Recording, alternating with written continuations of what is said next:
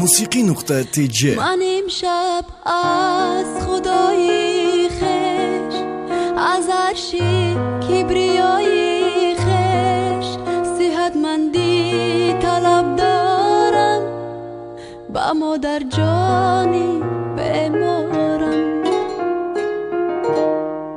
خداوندا میازارش، به دست درد مسپارش، به کوی خوسم اگذارش، مکن خارش مکن خارش.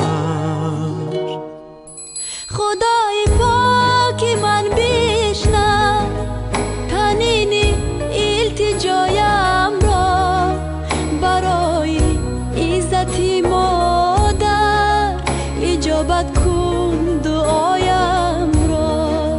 خدای پاک من بشنو تنین التجایم را، برای عزت مادر اجابت کن دعایم را.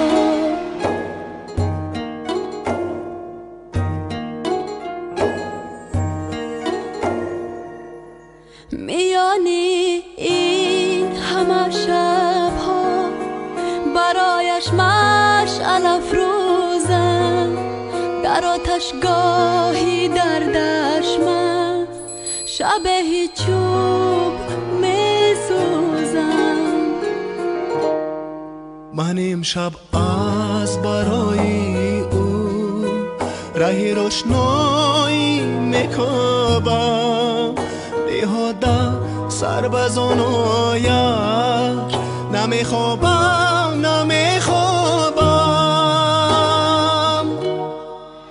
خدای پاکی من بشنو تنین التجایم را، برای عزت مادر اجابت کن دعایم را.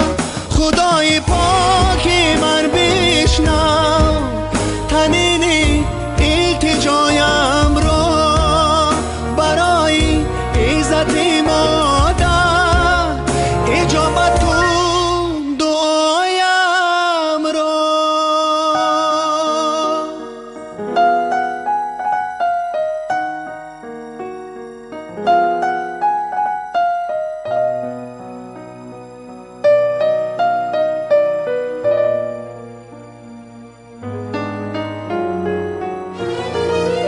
خدایا التجا دارم، مگیر از من امیدم را، مگیر از باغ چشمانم گلی چادر سفیدم را.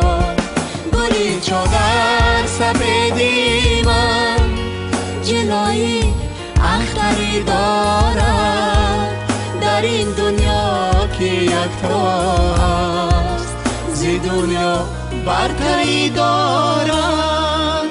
خدای پاکی من بشنو تنین التجایم را، برای عزت مادر اجابت کن دعایم را.